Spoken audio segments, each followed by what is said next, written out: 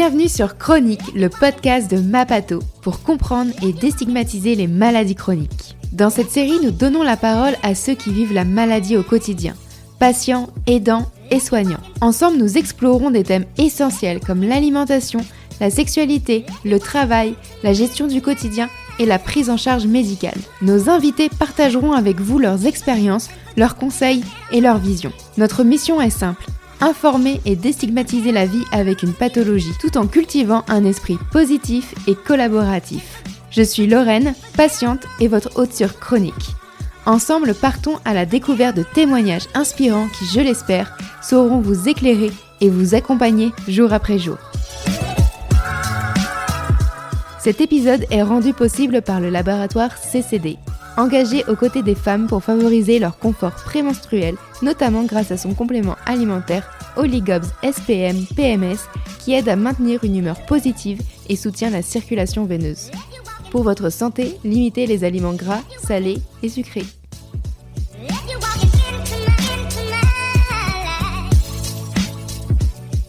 Bienvenue à tous dans cet épisode de cette saison dédiée au SPM. Aujourd'hui, nous abordons un sujet crucial, la santé mentale. Nous avons le plaisir d'accueillir Alice, une femme de 29 ans, qui va partager avec nous son expérience personnelle avec le SPM et comment celui-ci a impacté sa vie quotidienne et surtout sa santé mentale. Alice a eu ses premières règles à l'âge de 11 ans et a toujours eu des cycles réguliers. Cependant, c'est vers ses 25 ans qu'elle a commencé à ressentir les symptômes du SPM de manière significative.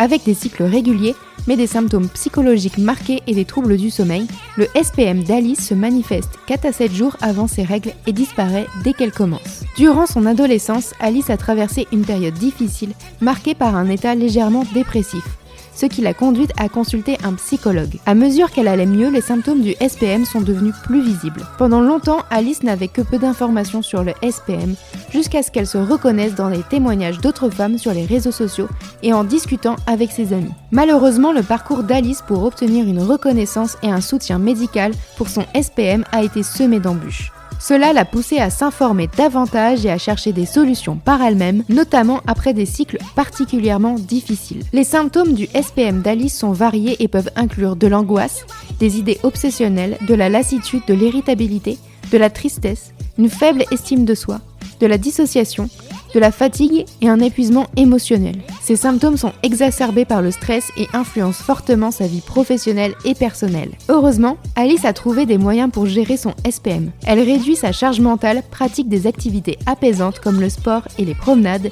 et consulte régulièrement son psychologue. Avec le soutien de son conjoint, elle parvient à traverser ces périodes difficiles. Dans cet épisode, Alice nous expliquera comment elle gère les symptômes du SPM, préserve sa santé mentale et maintient une certaine estime de soi malgré les défis. Elle partage également ses stratégies pour une hygiène de vie optimale pendant le SPM et comment elle utilise des techniques de respiration et de cohérence cardiaque pour apaiser ses angoisses. Ensemble, nous explorerons comment une meilleure compréhension et des stratégies adaptées peuvent améliorer la qualité de vie de celles qui vivent avec ce syndrome. Je vous laisse écouter cet épisode pour en savoir plus sur le parcours d'Alice, ses défis et ses victoires face au SPM. Je vous souhaite à toutes et à tous une excellente écoute. Eh bien, bonjour Alice. Bonjour Lorraine. Je suis ravie de t'accueillir sur Chronique, le podcast de Mapato. Ensemble, on va aborder un sujet important qui est la santé mentale et notamment sur le syndrome prémenstruel. Donc, je voulais savoir si tu pouvais déjà commencer par te présenter. Oui, déjà merci de me recevoir. Donc moi c'est Alice, j'ai 29 ans. Je vis en région parisienne et je fais de la gestion de projets informatiques dans un musée de sciences et un petit peu d'illustration freelance à côté. On va commencer déjà par une première partie sur un peu toi ton expérience personnelle avec le syndrome prémenstruel. Donc je voulais savoir déjà si tu pouvais nous parler un peu de tes cycles forcément, quand tu as commencé à ressentir des douleurs peut-être liées à tes règles et nous raconter un peu ton parcours. Oui, alors moi j'ai eu mes premières règles à 11 ans. Pour mon anniversaire, c'était merveilleux.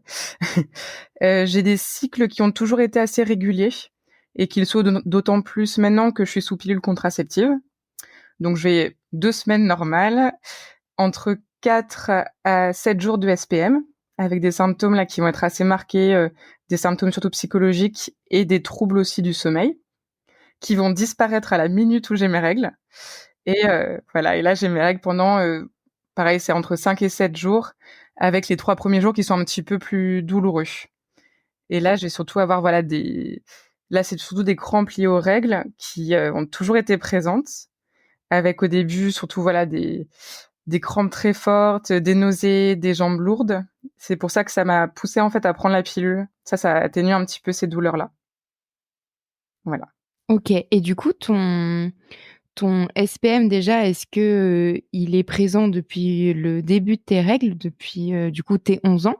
Ou est-ce qu'il est apparu, comme ça, du jour au lendemain, au fur et à mesure? Alors en fait, je pense qu'il est apparu assez tardivement. Quand j'étais plus jeune, j'ai pas le souvenir d'avoir forcément eu, un SPM. En tout cas, je pense que c'était peut-être des symptômes un peu plus diffus.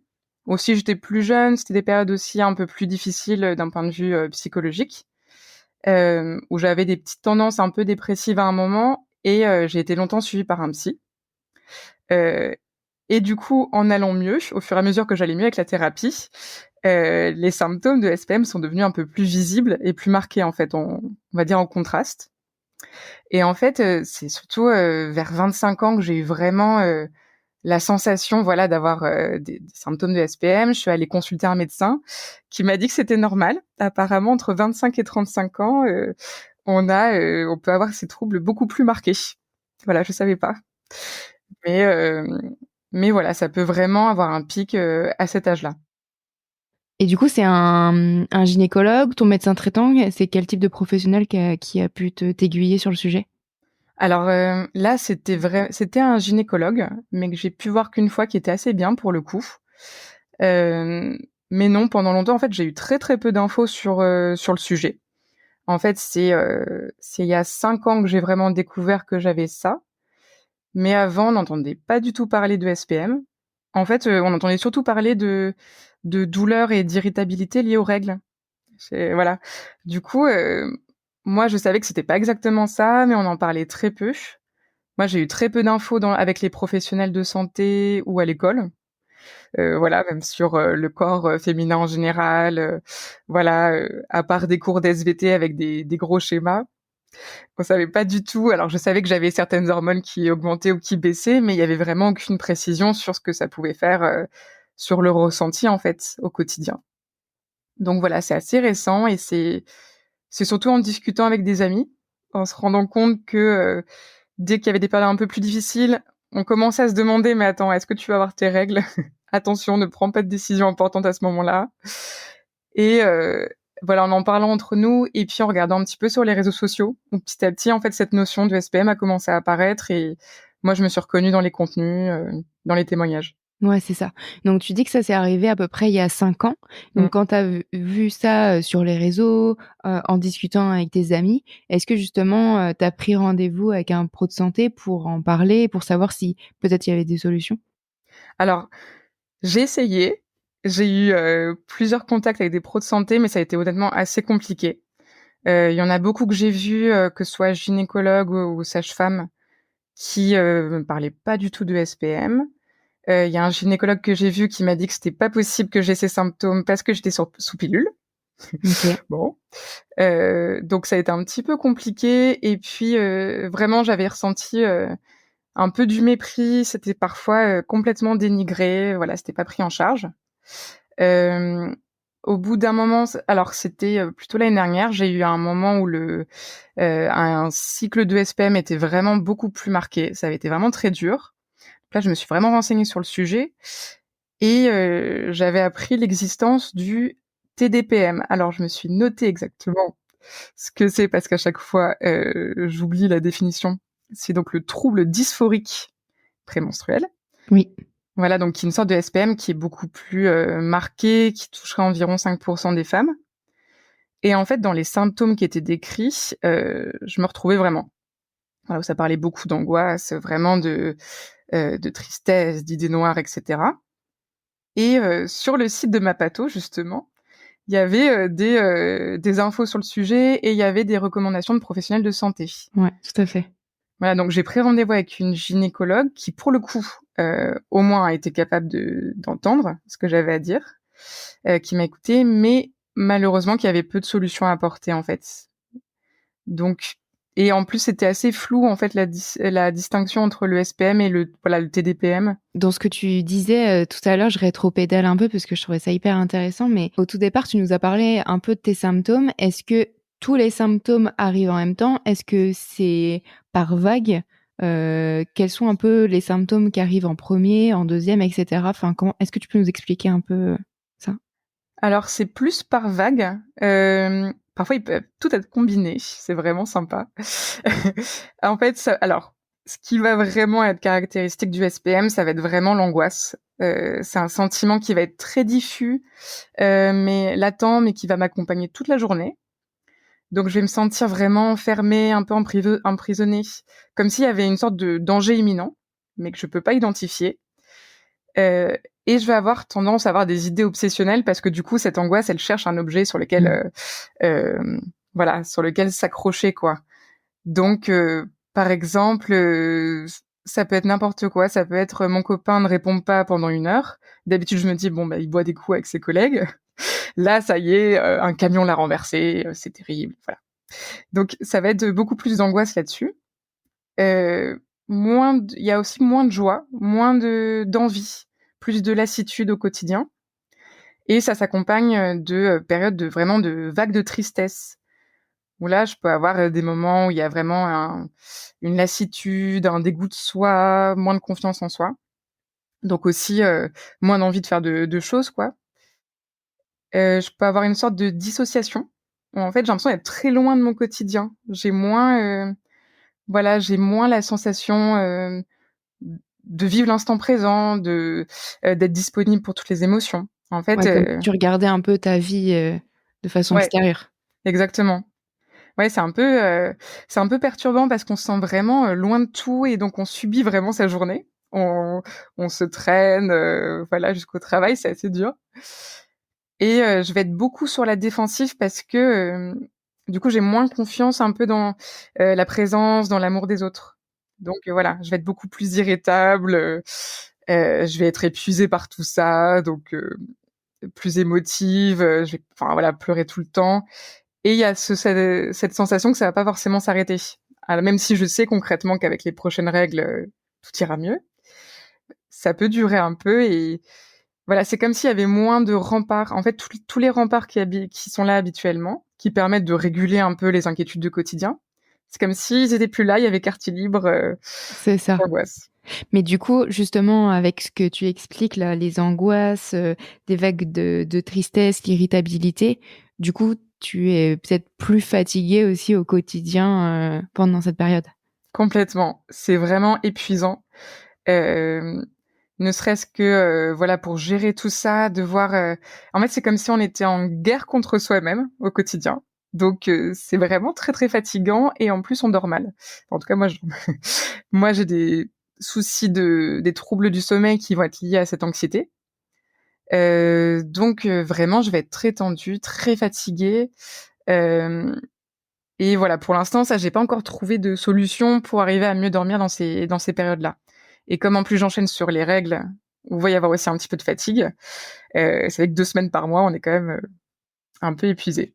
C'est ça. Et justement, est-ce que tu as remarqué, je sais pas si tu fais un peu une analyse justement de tes différents cycles, mais est-ce que tu as remarqué si ton SPM il est pareil chaque mois ou est-ce que justement il change un peu et est-ce que ça a une incidence sur ta période de règles par exemple?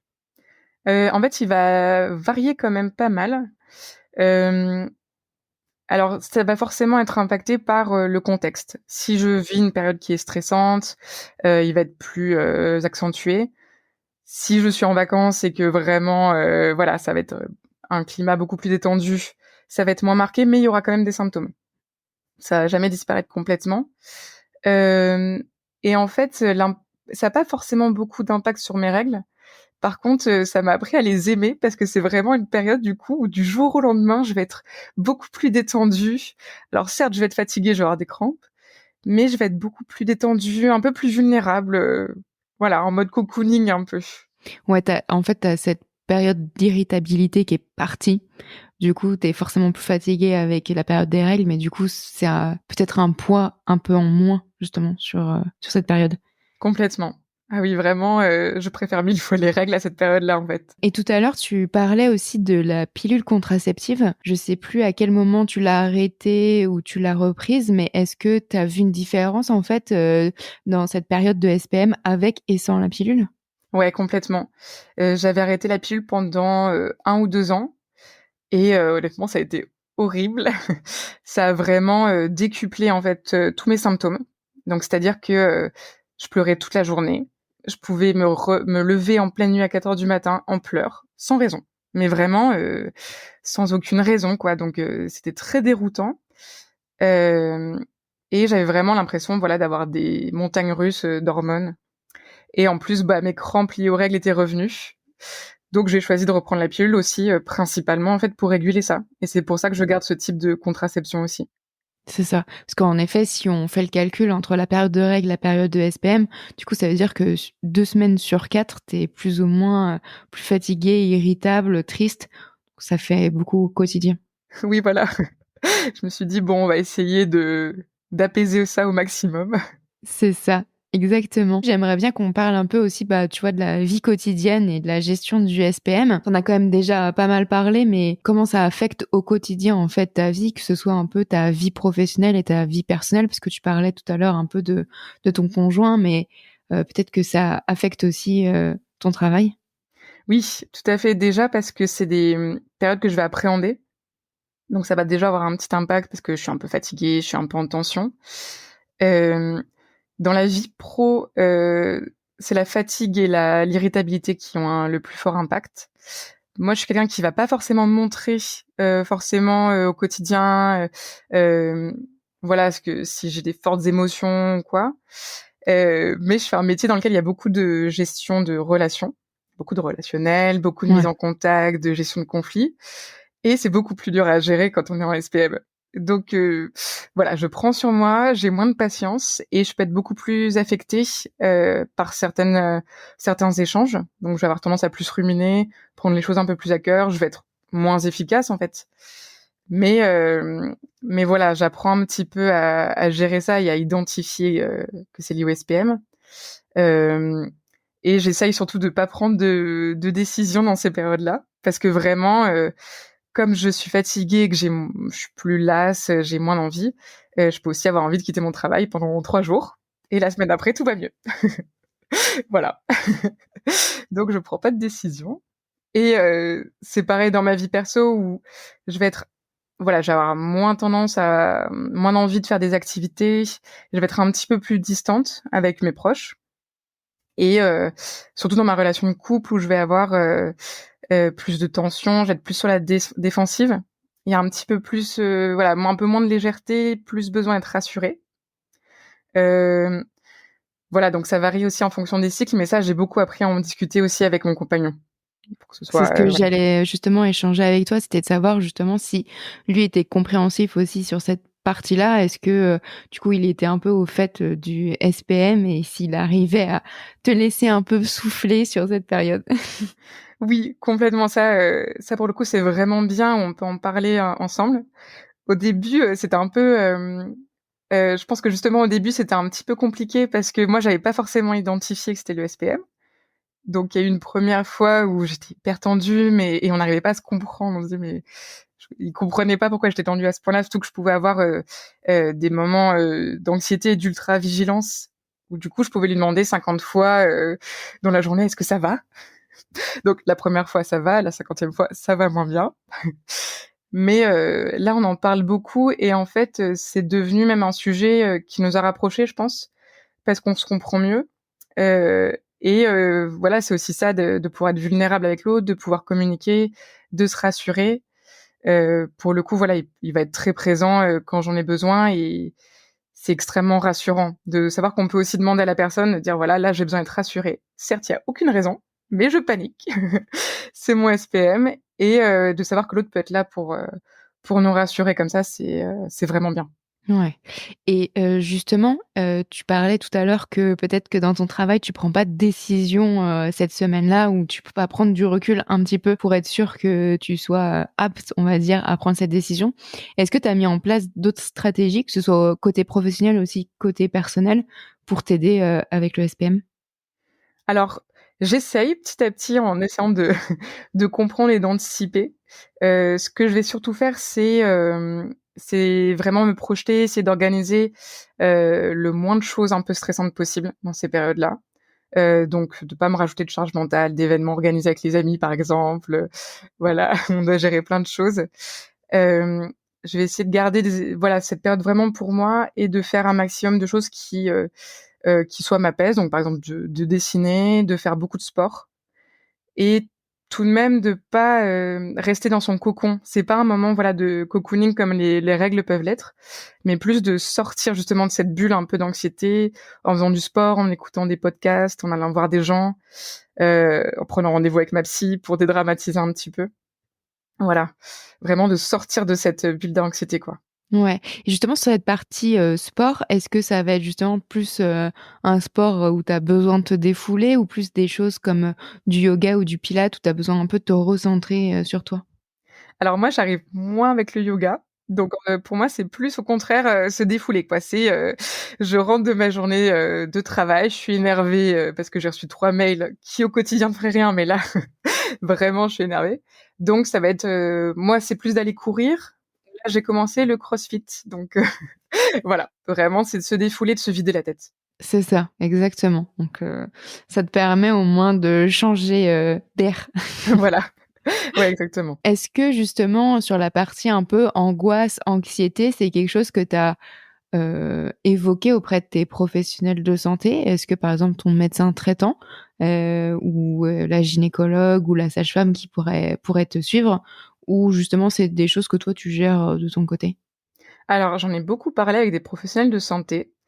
Heu, côté gynécologue et sage-femme, j'ai eu très peu d'écoute, vraiment, où ça a été pris un petit peu à la légère en disant: «Bah, du coup, on va changer de pilule, mais si ça se trouve, ça fera pire que mieux».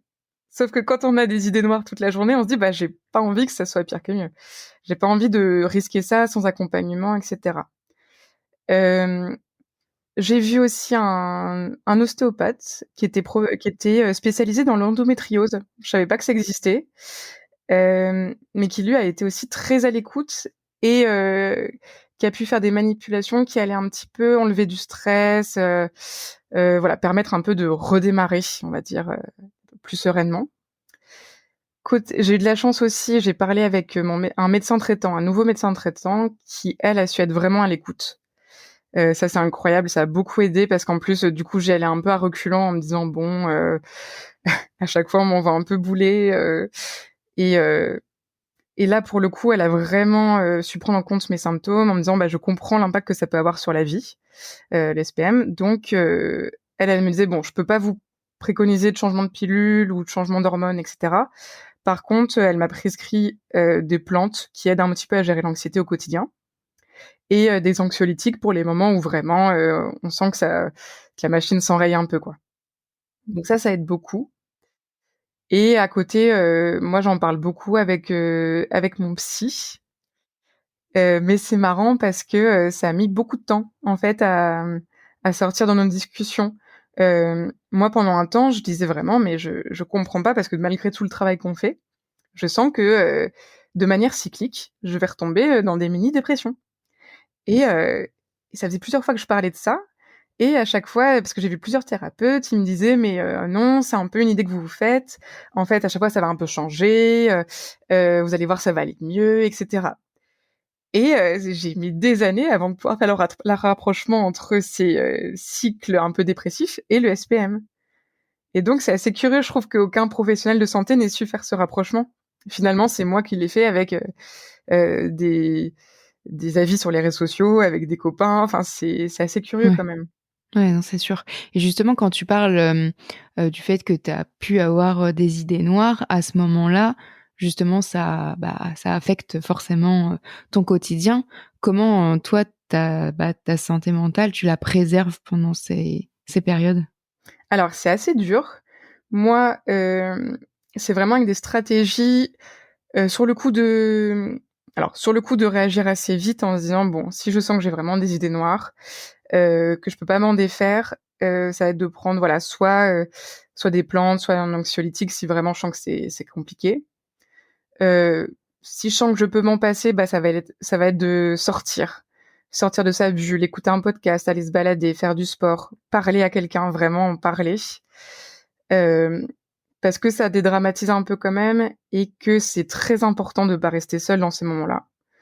Hem, pour que ça sorte aussi et pour essayer que ça se reproduise pas, moi j'en parle beaucoup, voilà, dans ma thérapie et j'essaye de mettre en place des stratégies qui vont maintenir une certaine estime, de moi. Comme ça, je pourrais m'en servir, être plus enfin, c'est pas une question de force, mais être plus sereine la prochaine fois. Voilà, en sachant que, voilà, que je peux me faire confiance, que ça va quand même aller mieux, que c'est qu'un temps, à passer. Et maintenant, c'est «marrant» entre guillemets parce que maintenant dès que j'ai des idées noires, je me dis: «Bah, c'est bon, c'est le SPM, c'est juste ça» et ça permet de dédramatiser un petit peu parce qu'au début, quand je savais pas que c'était lié à ça, c'était vraiment terrible, ça faisait vraiment peur. C'était à la fois, frustrant, c'était, enfin vraiment, décourageant en plus parce que, ça revenait tous les mois et je me disais: «Mais quoi que je fasse en fait, je vais continuer à avoir ces idées noires, je vais continuer à être un peu dépressive, qu'est-ce qui se passe, quoi?» Mais tu vois, ce qui est important que je vois là dans ton témoignage, c'est que tu dis qu'il y a l'importance justement d'en parler. Donc pour toi, vraiment, le rôle de psychologue est vraiment important aussi dans la gestion du SPM. Complètement. Pour moi, c'est vraiment, indispensable. Déjà parce que je pense que dans la vie, c'est très utile de voir un psy pour apprendre à mieux se connaître, à gérer ses angoisses, à aller mieux. Hem, Parce qu'ensuite, le SPM, j'ai l'impression que c'est un peu un catalyseur, en fait. Ça va vraiment mettre une loupe sur toutes nos angoisses, sur tout ce qui va pas au quotidien et du coup, ça donne matière, en fait, à réfléchir avec le psy. Ça va me donner à chaque fois une idée de ce qui va pas, des choses sur lesquelles je peux ne pas, m'arrêter au quotidien, mais qui, en fait, me trottent vraiment en tête et donc ça va donner matière, voilà, à travailler avec, le ou la psy et voilà et je pense que c'est vraiment indispensable pour, relativiser, pour apprendre à mieux se connaître, pour mettre en place des stratégies, pour aller mieux. Parce que si on reste seul avec ces angoisses-là, c'est terrible. Tu as bien raison et justement, l'idée, c'est que la personne, elle puisse mettre, des choses en place pour être beaucoup plus souple, sur soi, être plus indulgente, on va dire. Et toi, dans les méthodes que tu as mis en place, il y a aussi l'importance de comprendre et d'identifier les déclencheurs pour, gérer ces épisodes qui sont cycliques. Donc est-ce que toi, tu as d'autres méthodes que tu mets en place pour identifier certains symptômes où tu dis: «On l'a vraiment, c'est lié au SPM»? Oui, alors c'est bête, mais je note un petit peu, tous les mois. Ça peut être au début, c'était sur une appli. Il y a beaucoup d'applis de suivi de cycle menstruel et du coup, je me notais, bah là, telle date, je vois que je suis vraiment irritable et bon, au bout d'un moment, on se rend compte que c'est toujours, aux mêmes périodes, les mêmes symptômes et je me rends compte que voilà, en fait, ça joue vraiment sur des angoisses que je peux avoir moi dans ma vie quotidienne, mais qui là sont décuplées. D'où l'importance, voilà, vraiment de se connaître, d'aller voir un psy pour identifier, entre guillemets «nos triggers», enfin les choses vraiment qui vont, vraiment nous angoisser plus que d'autres. Donc voilà, moi, c'est vraiment de noter un petit peu, les pensées que je peux avoir, les angoisses qui me reviennent, hem, d'en parler, avec mes proches, hem, pour que vraiment, que ce soit suivi comme si, en fait, on avait vraiment un calendrier, qu'on se disait: «Bon, bah, telle date, je sais que de tel jour à tel jour, hem, je vais, me réveiller en me disant que rien ne va, mais au moins je saurai pourquoi». Voilà, ça aide un petit peu. Et justement, là, tu parles de pouvoir en parler à tes proches. Est-ce que justement, que ce soit, bah, ta famille proche, tes amis proches ou même ton conjoint, ils t'aident justement dans cette gestion, du SPM? Est-ce que, ça leur arrive de dire: «Bon là, peut-être que tu es un peu plus angoissé, tu es un peu plus irritable, peut-être qu'il faut prendre un peu plus de recul, sur la situation»? Alors ça, c'est beaucoup mes amis, oui, qui le font. Où, j'ai une amie où particulièrement on en parle beaucoup et on arrive à en rire et vraiment à chaque fois que je viens la voir en disant: «Mais, j'ai envie de tout plaquer, il y a rien qui va», elle me dit: «Attention, est-ce que tu vas avoir tes règles?» et là-dessus on peut être très complices, et encore une fois, voilà, c'est marrant de voir qu'on peut en parler entre amis alors que c'est, des notions qu'on va pas forcément aborder dans la société, dans l'éducation, plein de choses. Hem j'en parle très peu avec ma famille. Je pense qu'on voilà, on n'abordait pas trop ces thématiques-là, même les règles, voilà. Donc ça reste un sujet un peu tabou. Et avec mon conjoint, je vais en parler, mais c'est plus moi qui vais être à l'initiative. Je vais plus, signaler, maintenant je le dis: «Attention, en fin de semaine, je suis en SPM» et j'envoie un message à mon copain pour dire: «Voilà, bah, là, ça va pas». Hem, Vraiment pour dire à chaque moment et le fait de mettre des mots là-dessus, ça aide, mais vraiment, infiniment, quoi. Plus tu vas mettre de mots dessus, plus tu vas pouvoir identifier les déclencheurs et ce qui va pas et justement trouver ce qui peut t'aider au quotidien, pour aller mieux. Complètement. Et comment toi tu fais face un peu à l'augmentation de cette sensibilité émotionnelle pendant cette période? Hem, alors, ça peut être un peu compliqué. L'important, ce que j'ai remarqué, c'est que c'est vraiment important pour moi d'avoir une bonne hygiène de vie dans cette période-là. Donc, j'évite de trop boire, de faire, des soirées où je vais vraiment être fatiguée. J'essaye vraiment de faire un peu attention à mon alimentation, de faire du sport, parce que en fait, le moindre, élément qui va un petit peu perturber un équilibre va vraiment être décuplé. Hem, J'essaye par moments aussi de faire un petit peu de cohérence cardiaque, d'exercice de respiration. Ça peut aider aussi un petit peu à calmer. Heu, mais vraiment, moi, ce qui m'aide, c'est le fait de sortir, de se balader, de faire du sport. Tout ce qui va nous sortir, en fait, d'une bulle un petit peu, voilà, Aussi. d'anxiété. Et de te sortir un peu du quotidien pour, essayer de penser à autre chose. Ouais, voilà, exactement.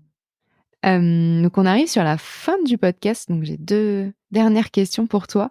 Je voulais savoir quels conseils, tu aimerais donner à d'autres personnes qui ont un SPM et qui cherchent, des moyens de gérer, cette condition? Alors, moi, le conseil, principal, c'est vraiment d'essayer de mieux se connaître, de regarder beaucoup de contenu pour essayer de mieux, identifier ses symptômes, de les noter. Parce que, voilà, mieux on se connaît, mieux on est à même de faire face et de communiquer aussi, auprès de ses proches. Ça, je trouve ça vraiment important aussi de pouvoir s'entourer de personnes avec qui on peut en discuter. C'est pas toujours facile. Hem, Ça dépend aussi de beaucoup des relations qu'on a parce que, comme en plus le SPM, c'est quand même lié, voilà, au corps des femmes, c'est souvent tabou, c'est lié à des rôles, on va pas forcément avoir envie de se confier, on a peur parfois d'être dénigré ou que ce soit vu comme, la fille un peu chiante, qui a ses règles. Bah, voilà, faut oser en parler et trouver des personnes de confiance et savoir vraiment communiquer sur ses besoins. Moi, le fait de pouvoir dire, «Là, j'ai besoin de tendresse, j'ai besoin de pouvoir pleurer et d'être réconfortée», même s'il y a aucun élément extérieur qui a déclenché quoi que ce soit, voilà, c'est hyper réconfortant, c'est très libérateur. Voilà, donc ça, c'est vraiment les conseils principaux. Ne pas rester seul et en parler. Très important. Est-ce que tu as des recommandations justement de ressources qui, toi, te paraissent utiles justement pour être accompagné, avec le SPM? Alors, j'ai, quelques ressources que j'avais vues sur, justement, alors plus le TDPM, mais comme, voilà, ça reprend quand même des symptômes du SPM, je pense que c'est intéressant. J'aime pas trop faire cette pub, mais sur le site de Nana, pour les lingettes, les serviettes hygiéniques, en fait, il y a toute une page sur les symptômes un petit peu, SPM, TDPM qui sont assez bien expliqués et ensuite, les contenus que j'ai, c'est principalement des contenus liés, à, l'éducation au corps, à la sexualité, au rapport à l'autre. Donc ça va être par exemple des comptes Instagram comme, celui de Orgasme et moi, qui parle certes, sexualité, mais qui en fait va beaucoup parler, voilà du fait de se connaître, d'apprendre à s'écouter et à communiquer là-dessus. Voilà et après, ça va être plus, des moi j'aime bien des contenus par exemple humoristiques qui vont permettre de relativiser aussi un petit peu tout ce qui touche, à la santé mentale. Alors c'est en anglais, mais il y a par exemple, Tyler Momlison qui ou Daniel Sloss qui vont parler beaucoup de leur expérience avec, par là vraiment ça peut être par exemple des troubles psychologiques et cetera. Mais comme ils en parlent avec humour et qu'ils ont appris aussi à vivre avec, je trouve que ça dédramatise beaucoup et ça permet, de donner une base de discussion. C'est vrai, C'est tout à fait juste et c'est très important. Donc, c'est de se dire que déjà, on n'est pas tout seul. Il y a pas mal de ressources maintenant qui existent sur Internet et que le principal, c'est d'en parler peut-être à son entourage d'abord, si on n'est pas à l'aise avec le professionnel de santé, peut-être de venir accompagner Oui, chez le professionnel de santé et de pouvoir être pris en charge, c'est le plus important. oui, vraiment. Et ben, merci beaucoup Alice d'avoir partagé ton parcours avec nous. Merci à toi. Merci beaucoup à vous d'avoir écouté cet épisode. Vous ne faites pas encore partie de la communauté Mapato ? Rien de plus simple pour la rejoindre. Rendez-vous sur mapato.com, mapatho.com, ou bien téléchargez notre application gratuitement sur Apple Store et Play Store. C'est pratique, rapide, gratuit, alors foncez. Pour soutenir le podcast Chronique, laissez 5 étoiles sur Apple Podcast et un joli commentaire sur votre plateforme de podcast préférée. Un grand merci à vous et à la semaine prochaine pour un nouvel épisode.